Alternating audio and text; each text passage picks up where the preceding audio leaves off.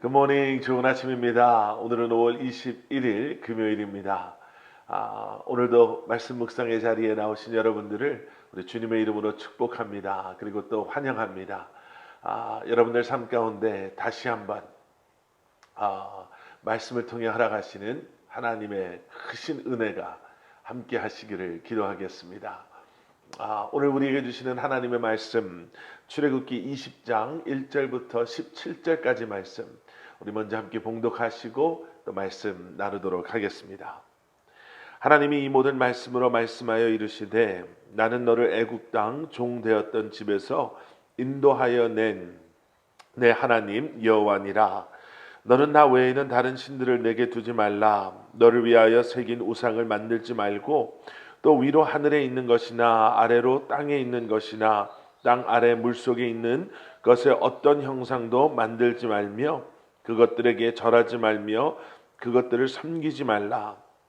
나 내 하나님 여호와는 질투하는 하나님인즉 나를 미워하는 자의 죄를 갚되 아버지로부터 아들에게로 3, 4대까지 이르게 하거니와, 나를 사랑하고 내 계명을 지키는 자에게는 1000대까지 은혜를 베푸느니라. 너는 내 하나님 여호와의 이름을 망령되게 부르지 말라. 여호와는 그의 이름을 망령되게 부르는 자를 죄 없다 하지 아니하리라. 안식일을 기억하여 거룩하게 지키라. 엿새 동안은 힘써 내 모든 일을 행할 것이나 일곱째 날은 내 하나님 여호와의 안식일인즉 너나 내 아들이나 내 딸이나 내 남종이나 내 여종이나 내 가축이나 내 문 안에 머무는 객이라도 아무 일도 하지 말라.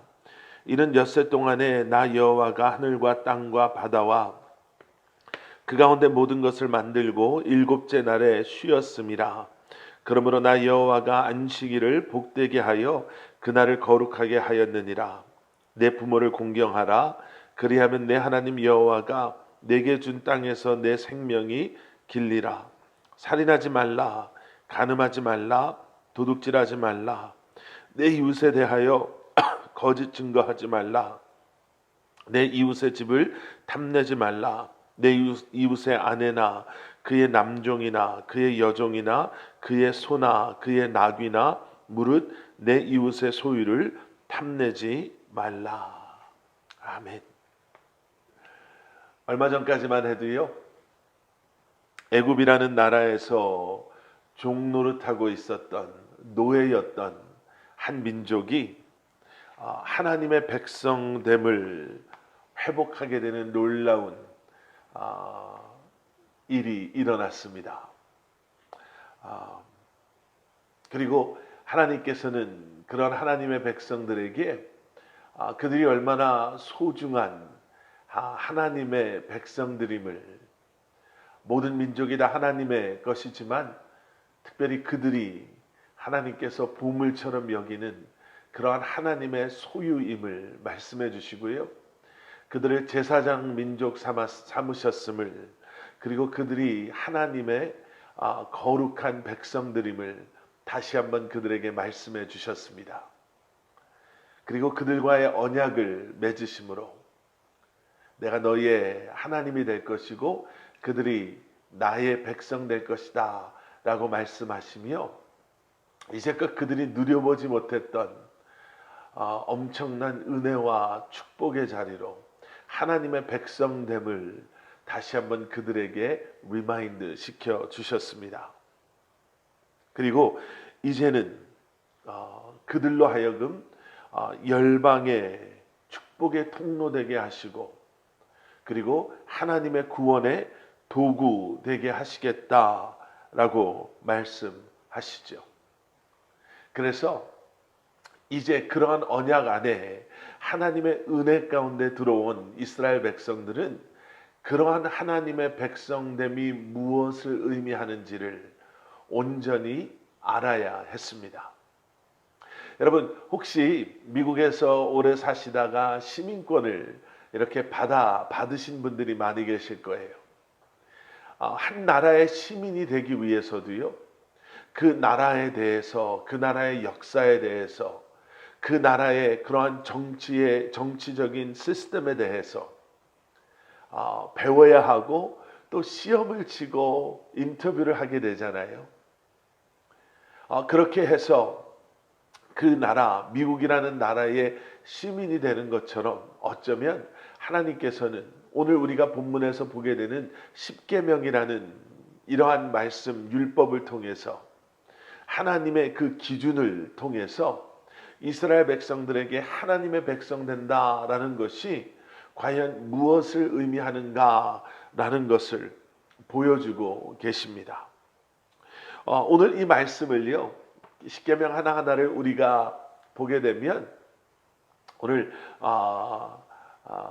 이 말씀 묵상 영상을 통해서 도저히 그 시간적인 그 길이를 감당할 수 없어서 오늘은 좀 큰 의미에서, 큰 관점에서 이 십계명의 말씀을 한번 보려고 합니다.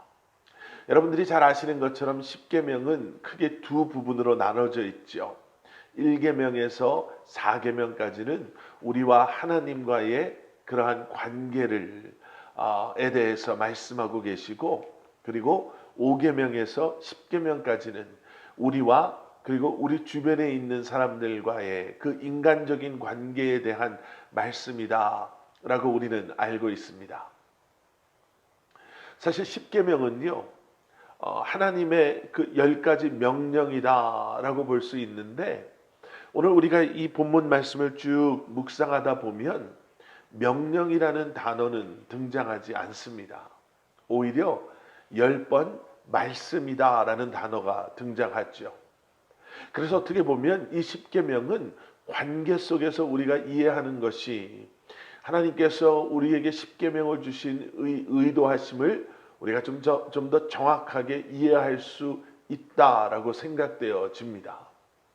하나님께서 우리를 붙잡아 놓고 마치 정말 차갑고 딱딱한, 그리고 아주 두려운 명령으로 이렇게 하지 않으면 너희는 내 백성 될 자격이 없어, 이렇게 하지 않으면 내가 너희를 애굽 사람들을 벌했던 것처럼, 내가 나를 믿지 않은 자들을 심판했던 것처럼 너희 역시도 심판하고 벌 줄 거야 라고 말씀하고 계시는 것이 아니라, 하나님과 우리와의 대화, 조금 더 우리가 스트레치한다고 하지요.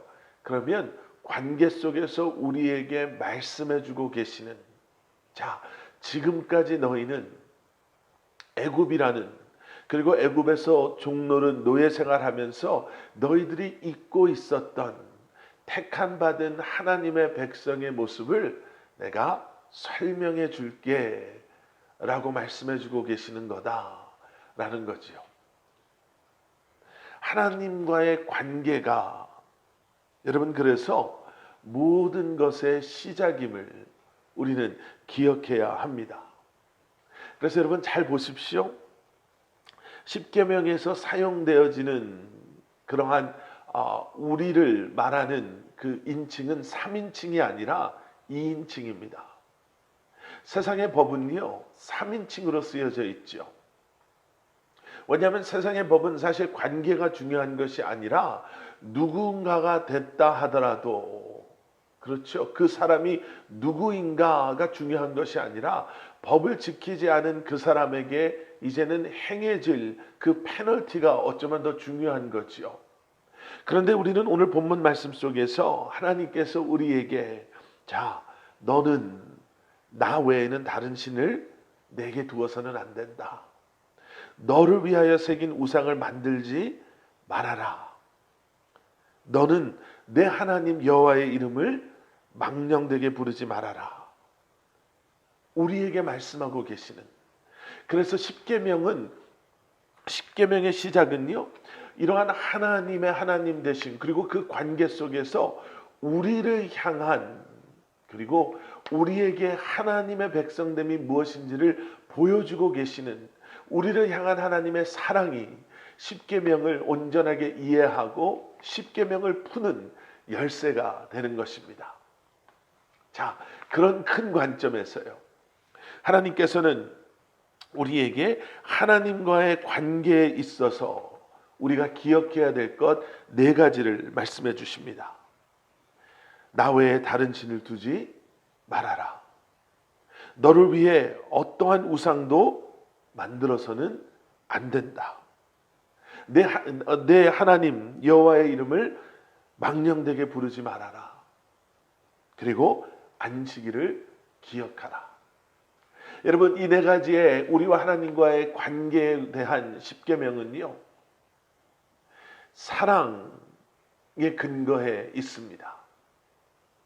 하나님께서 우리에게 다른 신을 두지 말아라, 우상을 만들지 말아라 라고 말씀하신 뒤에 5절의 말씀을 가서 보시면요, 이러한 설명이 등장합니다. 그것들에게 절하지 말라.